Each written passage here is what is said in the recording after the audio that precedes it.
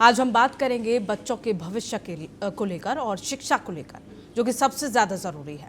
एक और शिक्षा को लेकर सरकार तमाम दावे वादे और योजनाओं को धरातल पर उतारने की बात करती है, तो वहीं दूसरी ओर ये दावे वादे और योजनाएं सिर्फ फाइल्स तक ही सीमित रह जाती हैं। जी हां, आज हम आपको मध्य प्रदेश की शिक्षा व्यवस्था की एक ऐसी तस्वीर दिखाने जा रहे हैं जिसे देखकर शायद आप भी यही कहेंगे, क्या यही है बच्चों का भविष्य। ये तस्वीर किसी दूर दराज इलाके की नहीं है, बल्कि मध्य प्रदेश के बुरहानपुर जिले के नेपा नगर विकासखंड के बोरसल गांव की है, जहां शिक्षा का मंदिर खुद जर्जर हालत में दम तोड़ रहा है। बोरसल गांव का प्राथमिक विद्यालय भवन इस कदर जर्जर हो चुका है कि वहां बच्चों को बैठाना खतरे से खाली नहीं है। दीवारें कमजोर हैं, छत से प्लास्टर गिरने का डर बना रहता है। ऐसे में सवाल उठता है कि क्या बच्चों की जान से ज्यादा जरूरी कुछ और है। हालात इतने बदतर हैं कि प्राथमिक कक्षाओं के नन्हे बच्चों को मजबूरी में पास के माध्यमिक विद्यालय में बैठाकर पढ़ाया जा रहा है। यानी जहां माध्यमिक छात्रों की पढ़ाई होनी चाहिए, वहीं अब पहली से 5वीं तक के बच्चे ठूसे जा रहे हैं। सबसे चौंकाने वाली बात यह है कि तीसरी, चौथी और 5वीं कक्षा के बच्चों को एक ही कमरे में बिठाकर पढ़ाया जा रहा है। अलग अलग पाठ्यक्रम, अलग अलग उम्र, लेकिन शिक्षक एक और व्यवस्था शून्य। सोचिए, क्या एक ही कक्षा में बैठे ये बच्चे सही तरीके से पढ़ पाएंगे? क्या ये हमारे शिक्षा के अधिकार कानून की खुलेआम अवहेलना नहीं है? ग्रामीणों और अभिभावकों का कहना है कि इस समस्या को लेकर कई बार शिक्षा विभाग के अधिकारियों को शिकायत दी गई, आवेदन दिए गए, मौखिक रूप से भी अवगत कराया गया, लेकिन नतीजा सिफर, यानी कि कोई कार्रवाई नहीं हुई। ना भवन की मरम्मत हुई, ना नया भवन स्वीकृत हुआ और ना ही बच्चों की वैकल्पिक व्यवस्था। आज सवाल सिर्फ एक स्कूल का नहीं है, सवाल पूरे सिस्टम का है। और ऐसे ही तमाम सवालों को लेकर आज हम चर्चा करेंगे और हमारे साथ चर्चा करने के लिए मेहमान भी जुड़ गए हैं। मोहम्मद आसिफ खान प्रवक्ता हैं कांग्रेस से, तपोष पाल प्रवक्ता हैं बीजेपी से और राजेंद्र सिंह जादौन स्टेट हेड हैं मध्य प्रदेश के। आप तीनों का ही बहुत बहुत स्वागत है टीएनपी न्यूज़ पर।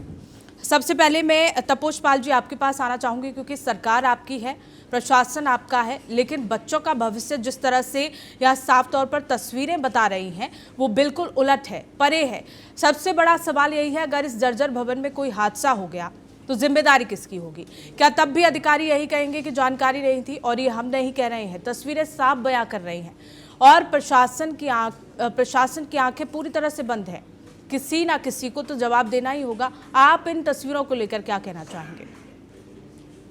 नहीं, निश्चित तौर पे देखिए, शिक्षा का जो स्तर है वो डे बाय डे, दिन प्रतिदिन उसको कितना ज़्यादा अच्छा कर सकें वो हमारी प्राथमिकता है। और इसीलिए नई शिक्षा नीति हम लोगों ने इंट्रोड्यूस भी किया था। एनएपी लेवल पे जो शिक्षा की जा रही है उसमें स्मार्ट क्लास, लैब और करियर काउंसलिंग, इन सबको एक साथ लाया जा रहा है।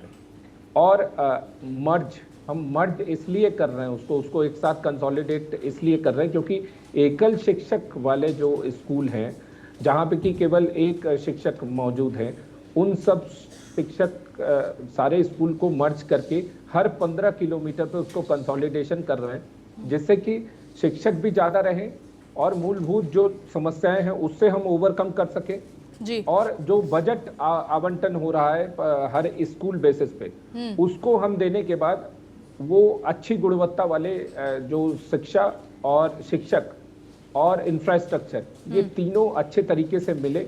तो इसीलिए ये मर्ज, जिससे कि मॉडर्नाइजेशन और अपग्रेड, इससे हम जो है इससे ओवरकम करने की कोशिश कर रहे हैं।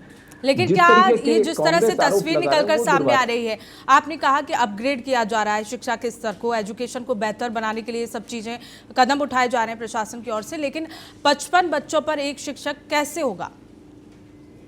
नहीं, वही मैं बता रहा हूँ, एकल शिक्षा मतलब वहाँ पे 3 या 4 स्टूडेंट्स आते हैं और उसके लिए पूरा का पूरा वो इंफ्रास्ट्रक्चर, जैसे आपने बताया कि पूरे स्कूल की मरम्मत, उसके बाद वो, और उसमें केवल 4 विद्यार्थी हैं और एक केवल टीचर है।